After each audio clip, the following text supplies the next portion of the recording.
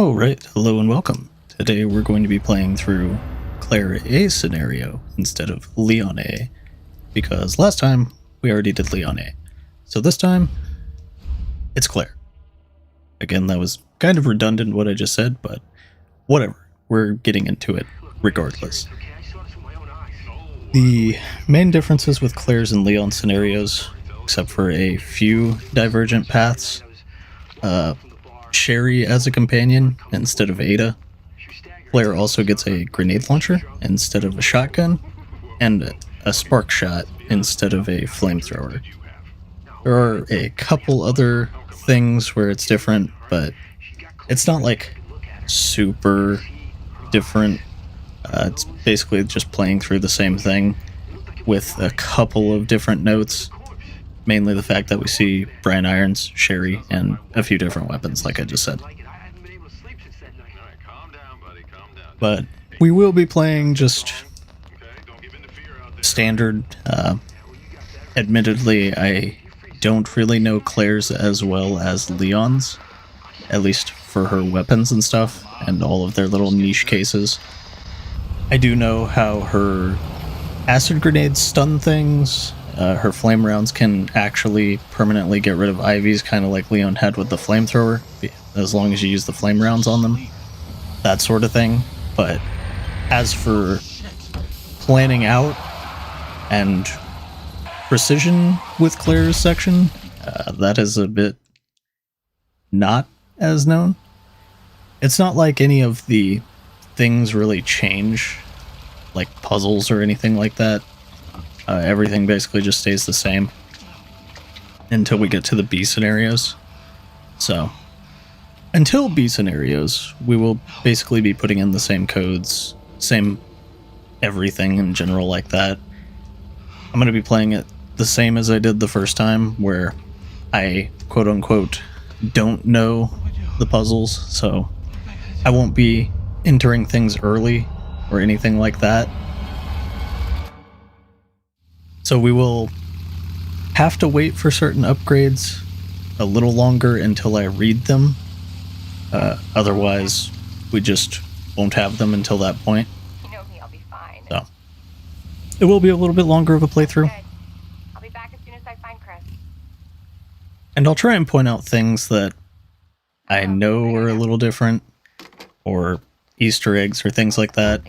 And if I miss anything commentary-wise, I usually just point them out through editing, as I normally do. Which I kind of figured would distinguish from the regular gameplay, trying to figure out, like, what would be good little details.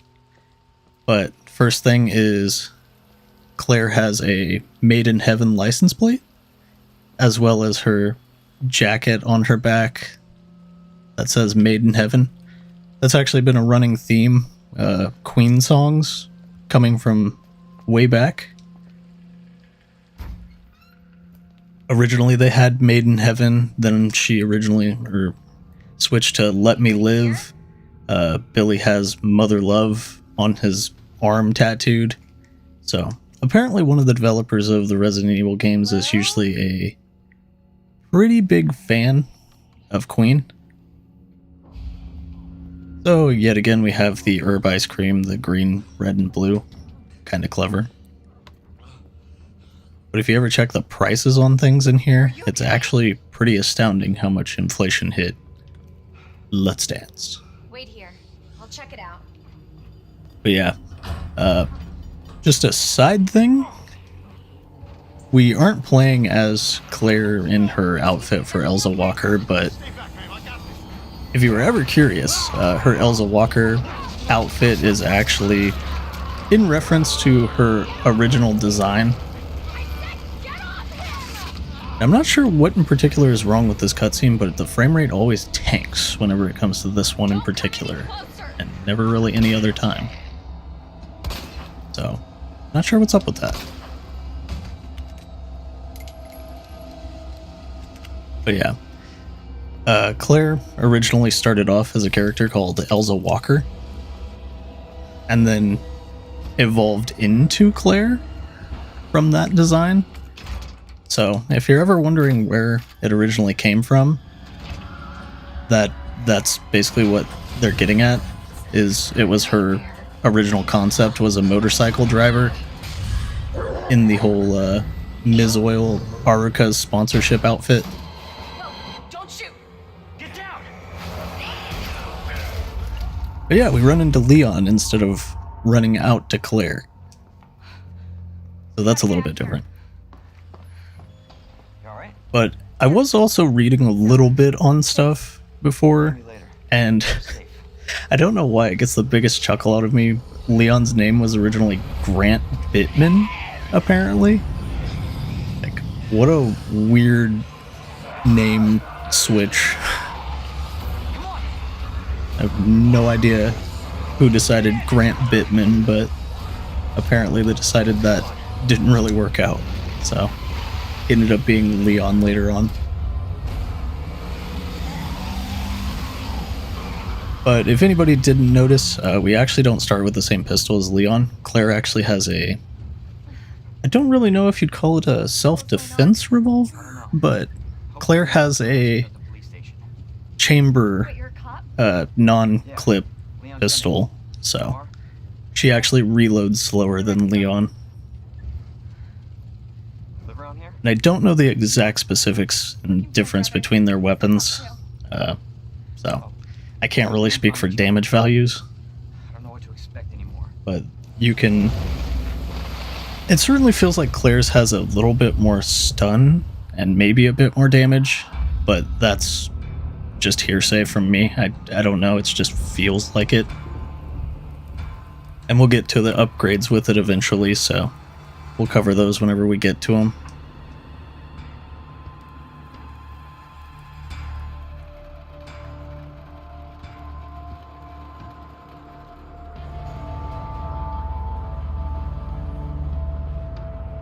But yeah, we start off with our really pretty intro, showing off the city, all the stuff going on. Hunk just kind of chilling out in the rain. I do hope someday, like I said before in the Leon run, that Capcom eventually does like a Outbreak kind of remake. I don't even care if it's just Outbreak. I kind of hope that they just make Raccoon City more open and available, and you can do stuff in it. Like, that's what I want more than anything, in all honesty.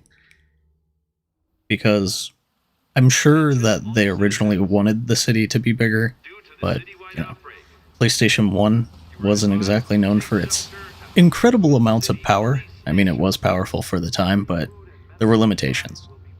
So, they couldn't just make hundreds and hundreds of gigabytes of city to put into it. They'll know something. Honestly, kind of impressive what we did get back when, anyways. No, they're survivors. It's a big city. There has to be.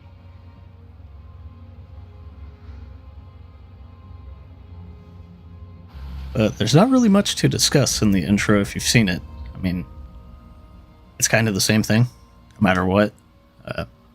Unless you're playing the B scenario, then it literally just switches you sides on which side you start on the fire. There is really not a whole lot of variation in the beginning cutscene for it. More like running. And even then, the B scenarios pretty much just skip the run to the station in the beginning whenever you get like actually playing. So the B scenario is actually kind of shorter in that regard. We do have our trucker that got his 15 more seconds of limelight though. Again, like I said before, he was more than, that guy's a maniac. Why'd he bite me? That sort of thing.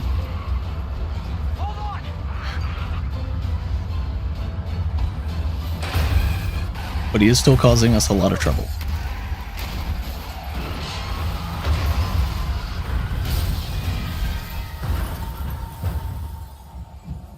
And yeah, the car actually does rotate to make Claire actually be on this side.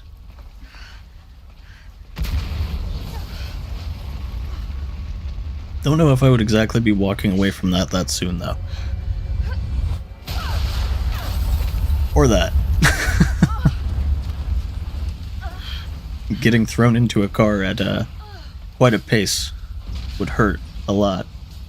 And she even bent the door, so if her back isn't at least absolutely messed up, Claire, are you okay? I think she would at least be in pain just walking. What about you? I can't stay here. It's not safe. Oh shit. So we will get a little bit of different dialogues with Claire. Meet you at the station. Nothing really too insane though. Here again we have Aruka's reference to Sakura from the original, not original, but Street Fighter. It was Alpha, It's like the end where of she was the world. introduced. But I'd already mentioned that in Leon's, but I don't know if people have seen that one, so figured I'd mention it again. She was a new character around the time of Resident Evil 2 being released, so I guess they just kind of liked her enough to make an Easter egg to her in the other game. But nothing too insane, we kind of just run to the station, as always.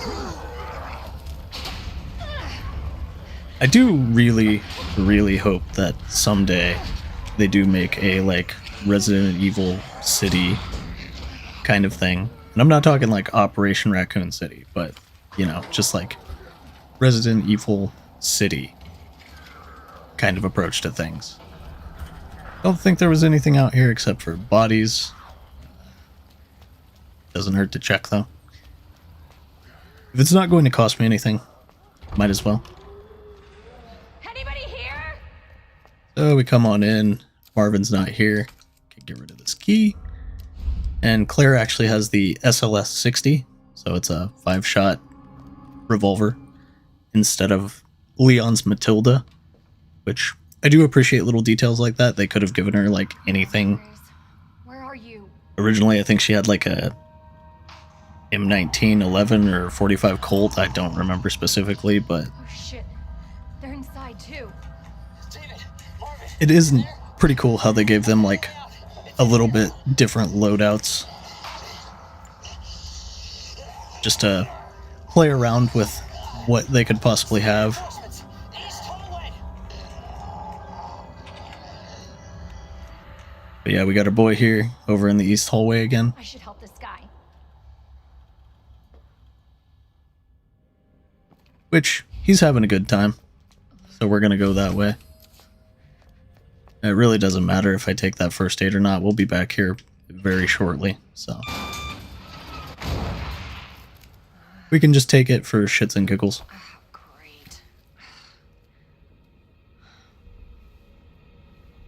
I don't know if I would just be slightly annoyed that I had to crawl through a giant puddle of blood to get under here. I would probably just refuse.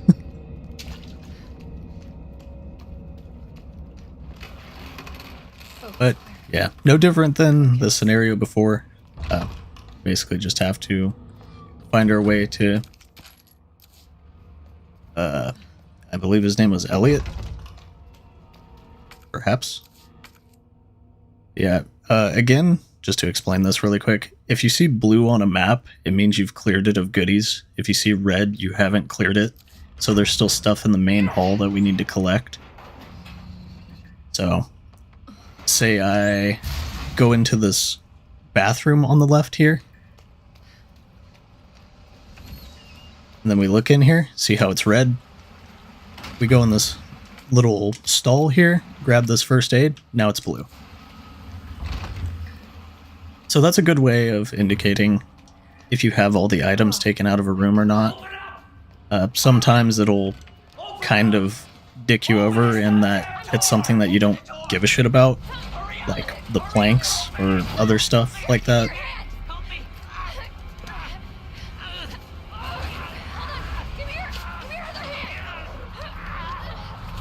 And yeah, we already know what happens to him.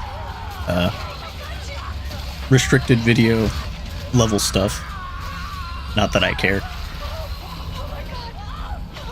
As I always say, I don't make any money off this anyways, so I don't give a shit to censor it. I'm so sorry. If it gets restricted, well, it's restricted.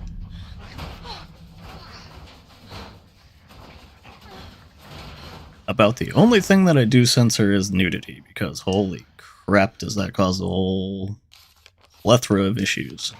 So. But here we can take advantage of this zombie having the unique going over the desk animation. And that makes him incredibly slow doing that, so we can just escape in the meantime. But here, gonna hug the right. If you hug the right, it's really consistent, actually. I always figured that would be, like, terribly inconsistent. But I didn't actually find that trick. I just lifted it from speedrunners who did it all the time. Shoutouts to Bach, Carcinogen, Trance, all of them that usually run the game. The fancy speedy boys. But yeah, I lift some tricks whenever I do stuff like this. Yeah. At least if it's optimal pathing, stuff like that. And sometimes glitches. You never know. They could be fun. Thanks. Obviously, someone taught you well. Yeah. And yeah, one thing of note for this cutscene is Come on. Marvin is actually much softer with Claire compared to Leon. Because, well, she's a civilian and Leon's his subordinate, technically. So nobody knows what caused this? Marvin is actually a lot gentler with Claire comparatively. A lot of theories, but all I know for sure is that this place is crawling with zombies. Yeah, you're telling me. Hey, keep that on, just in case. I'm not gonna be around long. Once I find Chris, we're out of here. You really Chris's sister? Yeah. Why? Did you find something? He's on vacation. Europe, I think. Left weeks ago. He didn't tell her. Vacation? It's great news. Well, I've got more for you. Looks like there might be a way out through this secret passageway. Yeah, I do like the detail how she finds it really weird that Chris would just be on vacation. Hey, we should probably get you to a Like, it is a little odd. Forget about me. I can take care of myself. No. Especially since he went on vacation and didn't say a damn thing. But it makes it obvious more in the fact later on whenever he writes his broski homeboy letter to his teammates. That's the coded message. Probably need this. Because he probably didn't want Claire to worry, so he just didn't tell her. And be careful. But yeah, he's being a lot more gentle here. No matter who they were, you can't hesitate. Take them out if you can. Because if you remember from Leon's scenario, he's actually scowling and giving him a very stern look in that situation. Like, he's flat out telling him, even shouts at him, "I'm giving you an order, rookie," that sort of thing. So, with Claire, he's a bit more gentle with his tact. He's not yelling at her. He's not telling her. He's not ordering her. He's just saying, basically, be careful, whatever you do. Like, you don't want to end up like me.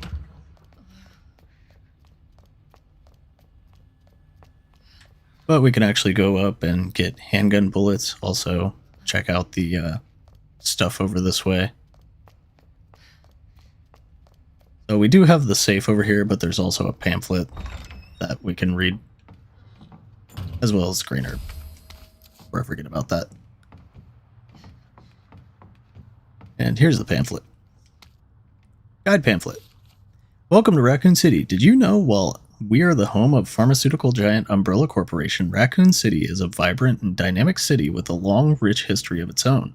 In this guide, we'll introduce you to just a few or more unusual points of interest our city has to offer. Raccoon City Police Station. The building in the center of town wasn't always a police station. In fact, it used to be an art museum. Various features like the unusual clock tower and goddess statue in the main hall remind us of a bygone era.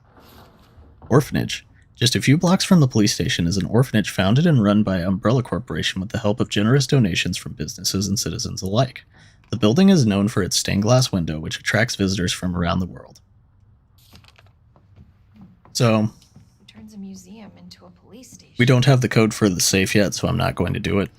But If anyone knows Umbrella along with experimentation and having disposable bodies, aka people without connections, yeah, it makes it a little bit more messed up with the whole them owning an orphanage kind of thing. So we do have our lion here, so lion, branch, bird. Again, that doesn't really change in the A scenario, so we can go ahead and get our lion medallion. There are also bullets down the way here that we can get. Which having more ammo available is never a bad thing, so we can go do that. I believe, yeah, now we've cleared out the second story of the main hall. So again, the map turned blue. You'll see that the map actually stayed red in that little side room over there because we haven't gotten the safe. So now we can go ahead and open this up. While this is slowly doing its thing, we can actually go put the medallion in. Since it takes a second for that to open fully.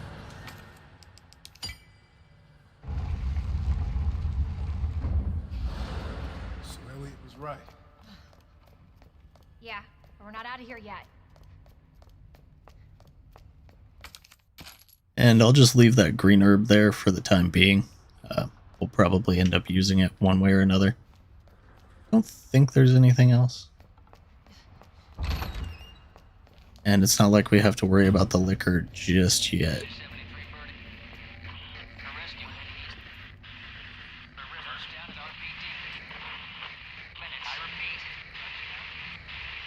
And yeah, that radio message is actually a hint for the helicopter that we'll see later.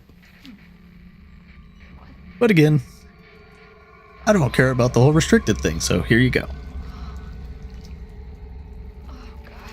Anyone seen Resident Evil 3 Remake, Resident Evil 3 Make, whatever the hell you want to call it, you can actually see how this guy ended up in that situation before. Whenever you're playing through Carlos's section in the R.P.D. So, if you wanted to know what happened to that guy, you have it by all means. But yeah, we're not going to worry about dealing with any of that currently. And record of events. September 25th, we're turning the station into a temporary shelter due to the massive sudden outbreak. All police personnel have been instructed to make the safety of the citizens their top priority as we try to accommodate as many of them as possible. September 25th addendum. One of the refugees attacked us in the middle of the night, resulting in the death of one officer and injuring 3 others. The person in question was quickly restrained. We believe this was simply a case of someone snapping under intense stress. September 26th. A mob attacked the station today, resulting in a number of casualties. A few survivors were able to make it safely behind the emergency shutters, but surrounded as we are, it'll be hard for any of us to escape this place. We're not sure we can fix any of our comm equipment, so we remain cut off from the outside world. September 27th. There was another clash on the west side of the station around 1 p.m. 12 people died and there is only a handful of survivors left. Everything is falling into disarray in here. David Ford. Then we can also grab our station map, which, as you can see, we've cleared out pretty much all the first floor except for reception where I left the green herb. We're going to go ahead and hop over our window here. And we'll have Big Boy trying to get a snack over there, but if we run back here, we can actually grab bullets off of this guy. And maybe we'll get a crit again. Not quite. It happened while I was playing with Leon's, but, you know. Yeah, Claire's a little slower to reload, so we do have to be kind of careful of that. He should be dead now, but reload, make sure this guy dies.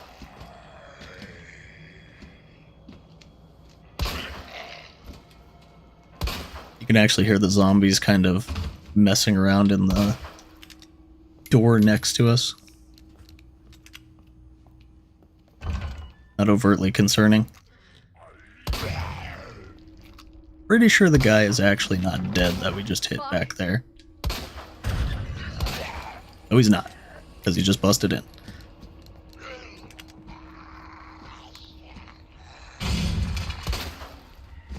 Now he busted in.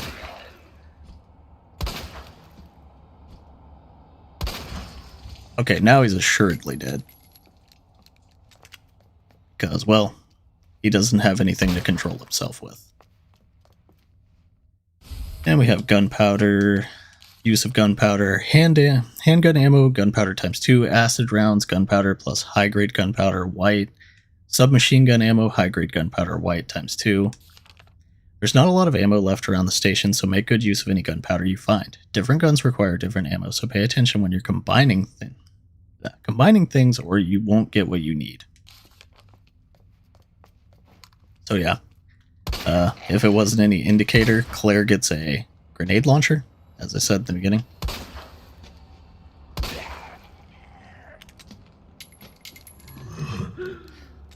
Just gotta reload her slow gun.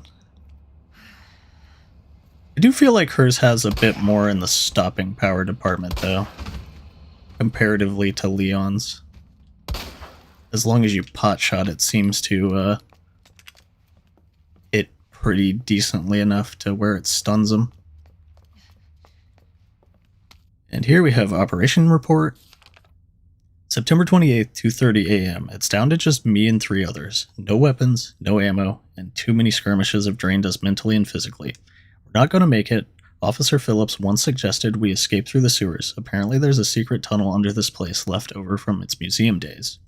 Again, as I explained in Leon's scenario, Officer Phillips is actually a reference to Rita Phillips from Resident Evil Outbreak, File 2 to be exact. So, if you're wondering who Officer Phillips is, there you go. I brushed her idea off before, but now it's not sounding all that bad. Yeah, there's not proof there's even a tunnel or that the sewers aren't infested with zombies, but I don't want to sit here and wait to die either. It's a long shot, but I'm going to try and find out what I can about the tunnel. Elliot Edward.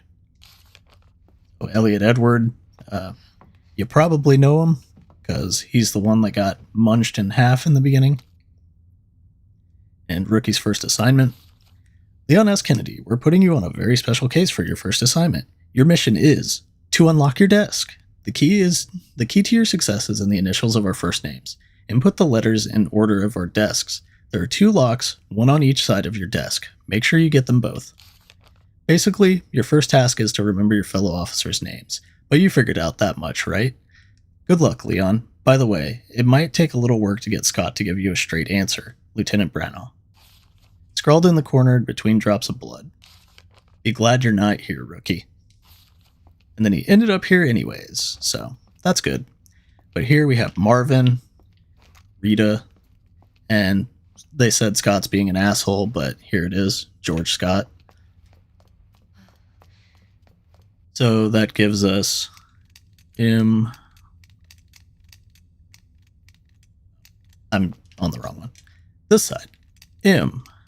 R. G. Then the other side, we have D.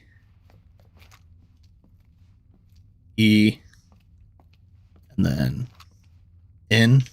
So we actually have to go this way. It's Ned.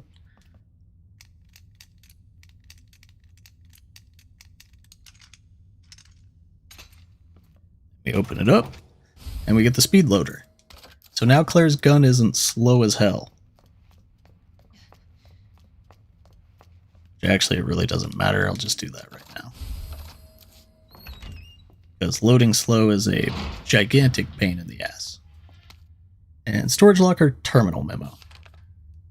It appears that the keypad to the locker's terminal is missing a few keys. I suggest that the person responsible for this mess find some spare keys and fix this right now.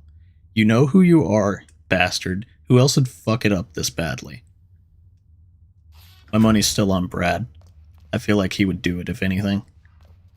So we have 106, 109, 208, 203.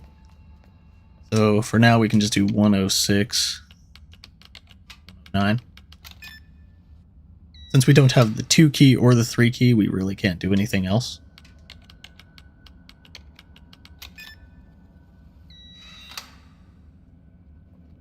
So we can go ahead and get these. commemorative photo. Handgun bullets.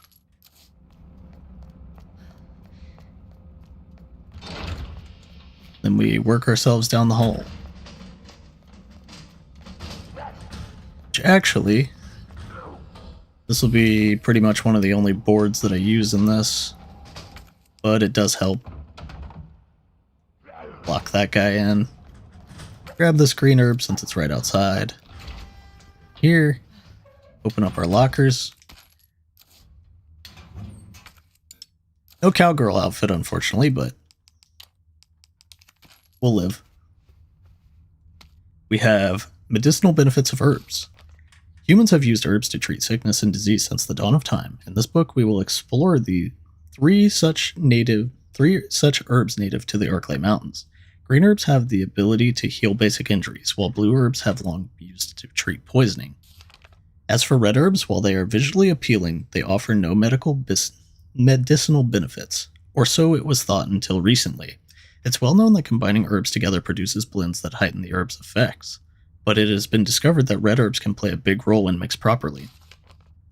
According to one doctor of Asian medicine, mixing blue and red herbs together produces a blend that strengthens one's constitution. Truly, we have only just begun to realize the full potential of these herbs and their ability to heal the human body. Further research is sure to yield even more fascinating results.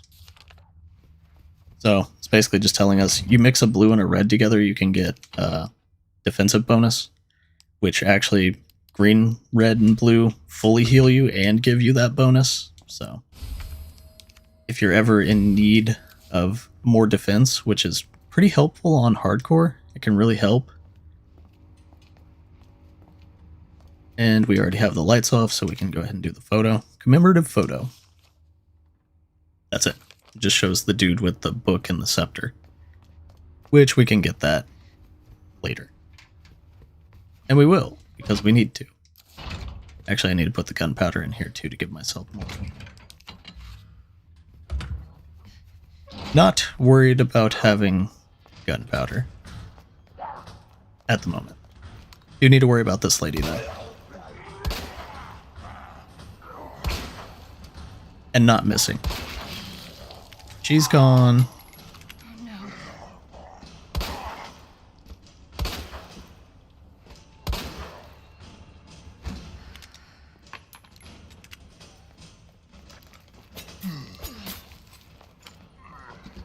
Just make him pop back up for a quick shot. And he definitely dookied himself, so that's kind of messed up. Nice attention to detail, though. Love it.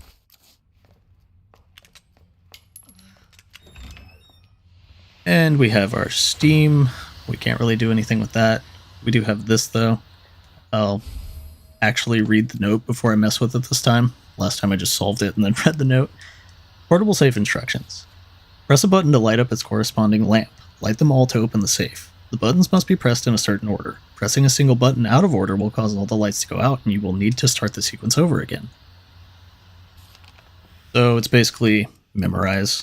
Not anything too bad, but we have... Okay, so we have this.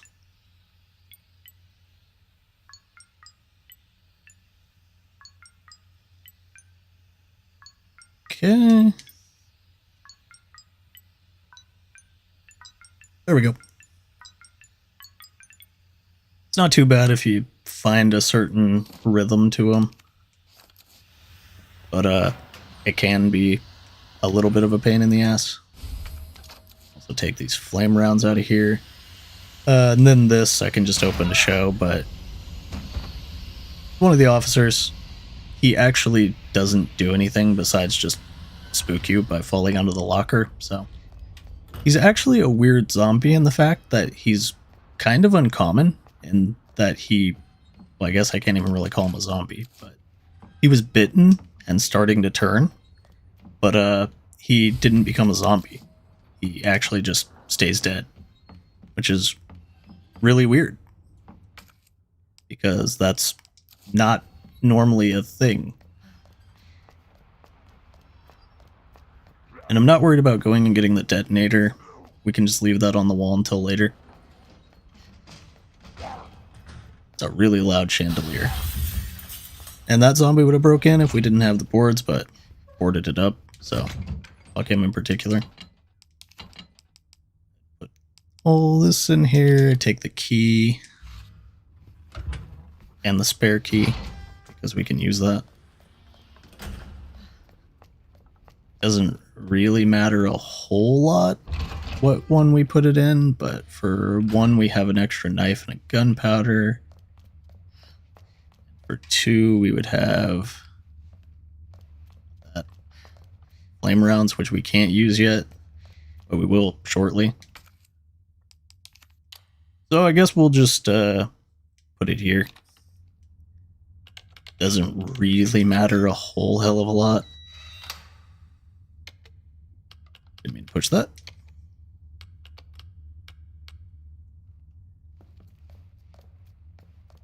But yeah. We can go ahead and just take the extra knife, it's fine.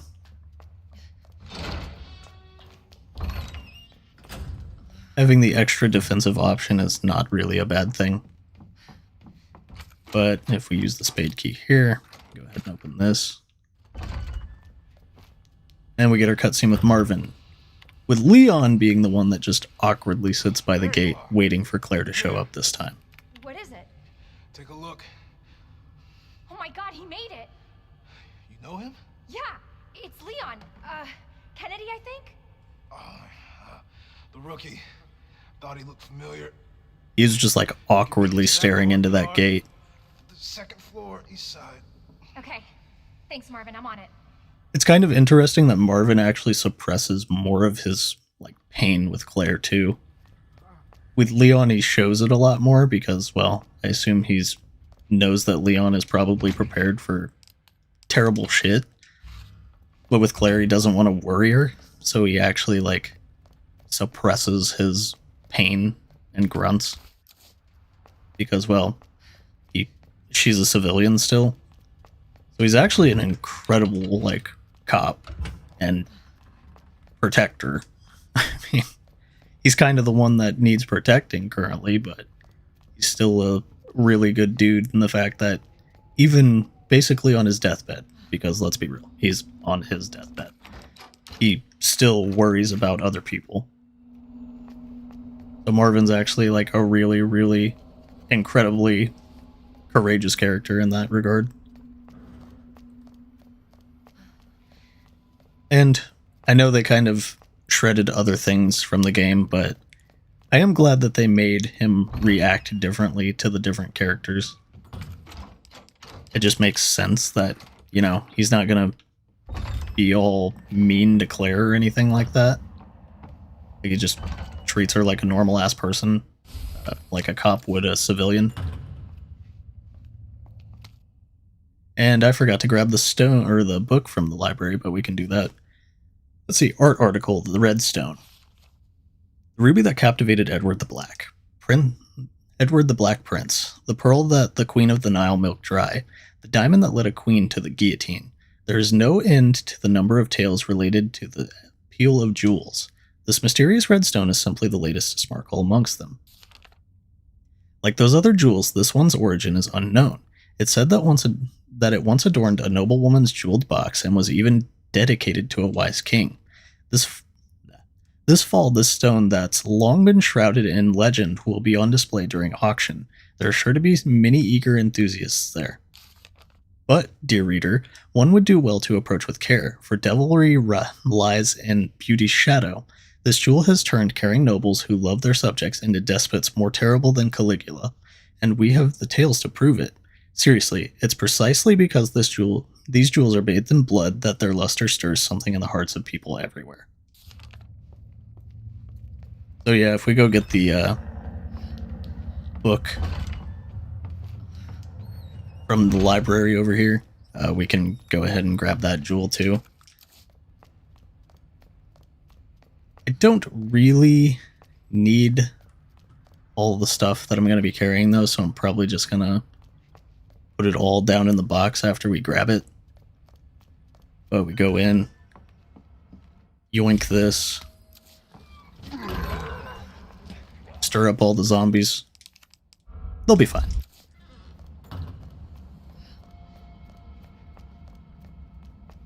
go down here. Go ahead and use our key card while we're here. And it's somewhat closer. Through here.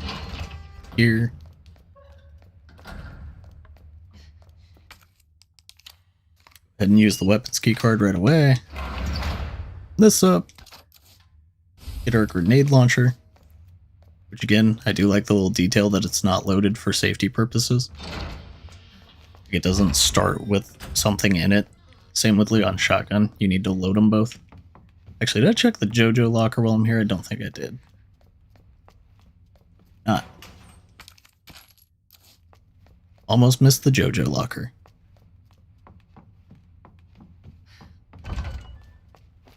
So now we have the grenade launcher, all of that jazz. I guess we can load a round into it before we put it away. Because I'm going to need to carry a bunch of stuff. I don't really want to have that taking up 2 spaces. Well, it will be a nice weapon. I don't want to just go crazy with it. So we'll get it back out again in a bit. But we're going to go ahead and go back through here. Take this hand.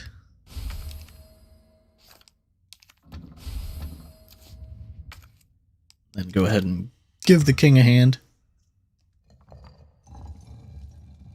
And he gives us a scepter. And the whole note behind us was a entire chain of events with a side quest here that we'll go ahead and get through as we go. Figure I can go ahead and take this. Don't normally use the boards, but it's not like I'm in a hurry or anything, so I can go ahead and take these and use them. I will leave that green herb because later things happen that we're definitely going to want to use that for. But this was the radio pilot that was talking with the censorship galore guy back in the first hallway. Because he was saying inbound, en route, whatever. Hey, This is him. Claire? I'm not entirely sure how he dies exactly in this one. In the original, he was shot by the guy's submachine gun as he was getting attacked by zombies, but in this one, he just kind of, I don't know, has like a fucking heart attack or something and crashes the helicopter. That's weird. Leon, we really gotta stop meeting like this. Are you all right? Police chopper, it just came out of nowhere. Yeah, I'm fine. I take it you don't have the key. Climb the fence! No. It's good to see your face, though. How are you holding up? I am hanging in there. Hell of a night, huh? I can't wait to never see your face until the end of the game again. I did actually. He's...